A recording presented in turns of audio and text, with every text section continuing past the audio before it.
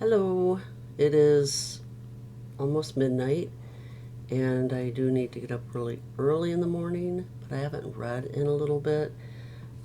With everything that's going on, it's been kind of hard to um, do this unless it's late at night. So I'm going to do a little bit, only because I do have to get up super early to leave at 6:30 in the morning for a doctor's appointment. So with that said, I'm on chapter 1 of the Walk in the Light series by Todd Bennett. I will post his link to the books and his website and YouTube channel so you can check those out. He has a lot of good stuff and his videos are really cool. I mean, he has some like trailers to his books which make them really super interesting. And I will always open with the fact that oh, so sorry. Wow, didn't expect that. Anyway, I am not a really proficient reader. I stutter, I stammer, I don't pronounce words correctly. I struggle and I'm slow, but I enjoy doing this, and I hopefully will get some fellowship going with this. I would love to hear from people, their ideas and what they think, and we could share. Alrighty then, with that, I will continue with chapter 1. I did turn off the fan so I could hear better. It's pretty loud and it's pretty warm in this house. I just got cleaned up, that's why this is all wet. So, alright, once again, let's get going. Change, we were talking about the Christmas tree and change and how hard it is and stuff. So, change is not always easy, nor is it comfortable, but it should be a common occurrence in the lives of those who desire to live an upright, set apart, and righteous existence.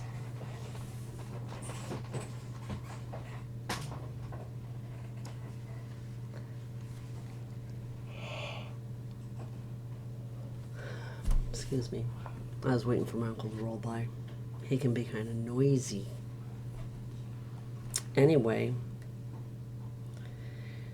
change is an integral part of restoration, and restoration is the essence of this book, which is the first of 12 books that constitutes the Walk in the Light series. In reality, the entire series is about the process of restoration, which is taking place throughout creation. The first book is intended to awaken the reader to their need for restoration, because a person will not experience restoration unless they recognize their need to be restored. The goal of this book and this series is to send out an alarm for those who have ears to hear and provide much needed information so that they can make the changes necessary to walk in the light of the truth. If you desire truth, then I suggest that you look to the source of all truth, the Creator of the universe. I grew up in a mainline Protestant denomination which claimed to serve, worship, and obey the Creator that they called the Lord. Quite often they called the Creator God, although I later discovered that He is more properly called Elohim in Hebrew. God is an English word derived from the Teutonic language and was originally used to describe a Jeremic deity, not the creator of the universe described in the scriptures. The scriptures were initially written in Hebrew, and that is the language selected by the Creator to reveal Himself. In those Hebrew scriptures, He uses the word Elohim, which properly describes Him as the most powerful being in the universe. There are hundreds of different gods worshipped in numerous religions, and referring to the Creator with the same description as these false deities is a disservice to Him. Therefore, throughout this book and every book in the Walk in the Light series, for that matter, you will not read the word God when referring to the Almighty, but instead Elohim. When I first discovered this truth, I was pleased to learn that the Creator was called Elohim, but I was not completely satisfied because I wanted to know His name. Understanding the significance of names is a critical part of the restoration process, since every name has a meaning in the Hebrew language, as was stated in the introduction of the prophet Jeremiah, whose true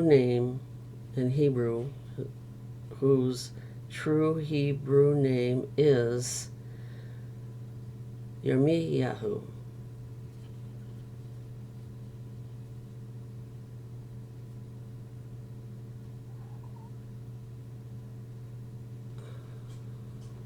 I have it written down here, and it's like Yirmiyahu, and I probably am not doing that correctly, but okay, I got a visitor. Alrighty then. What do you think you're doing? Okay, I know you don't want to just see me do dead space here, so... Oh, she always jumps up on top of me. Oh, little bee. Aren't you? What are you doing?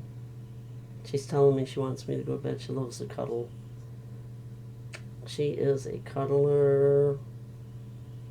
She sleeps with me, and she usually tells me she wants to go to bed. It's starting to get late. Tell you what, I'll finish this up in just a second, okay? Already? Because it's already getting long. Oh. Alrighty. Let me just finish this up. Interruptions get me off track, and I felt fine before I turned this camera on, and now I'm yawning. I hate going to bed. I'm so wound up, I doubt that I'll sleep tonight. Anyway, he was talking about the prophet Jeremiah, whose true Hebrew name is Yirmiyahu, prophesied that in the end days many Gentiles would recognize that they have inherited lies from their fathers. Let us read the prophecy in a modern English translation of the Bible. O Lord, my strength and my fortress, my refuge in the day of affliction, the Gentiles shall come to you from the ends of the earth and say, surely our fathers have inherited lies, worthlessness, and unprofitable things. Will a man make gods for himself, which are not gods? Therefore, behold, I will this once cause them to know. I will cause them to know my hand and my might, and they shall know that my name is the Lord. Jeremiah 16:21, the New King James Version. This translation encompasses numerous lies, some of which will be discussed throughout this book.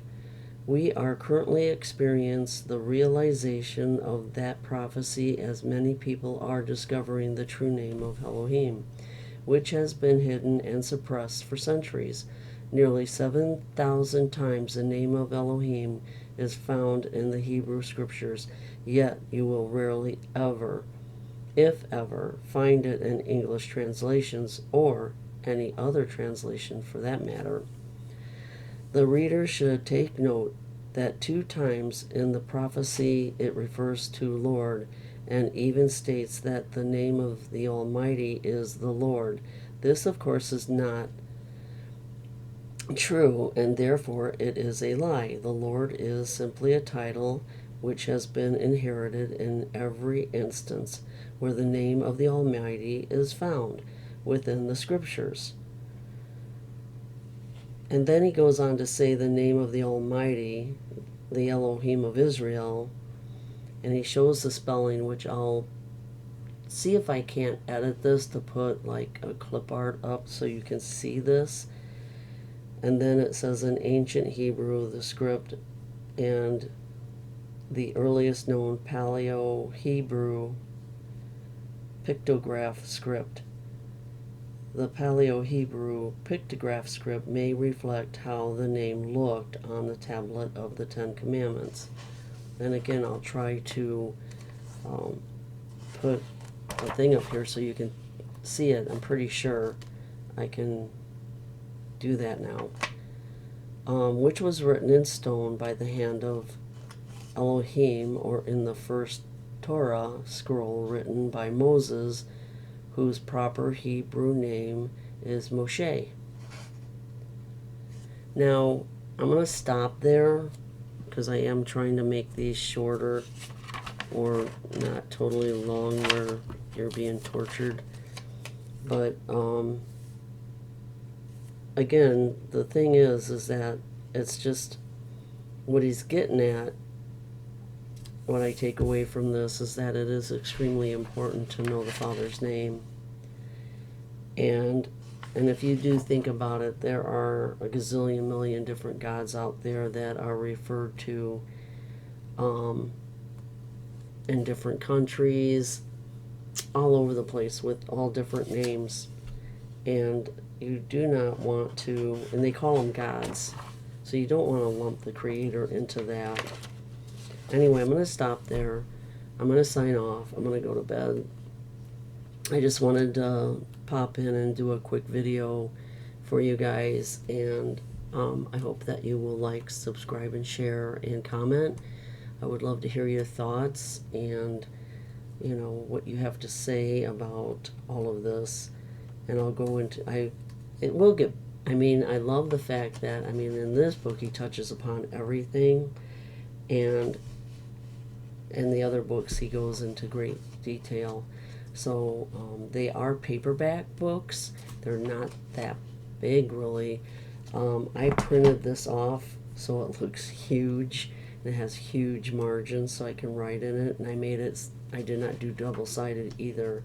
But the books are not that big, and they're really easy reading, even though I don't read that well, and it may not seem like it when you listen to me. But anyway, with that, I am going to say goodnight, and you all take care, and talk to you later. Bye. Get this mouse to work. Come on, baby. Click for me. Alrighty.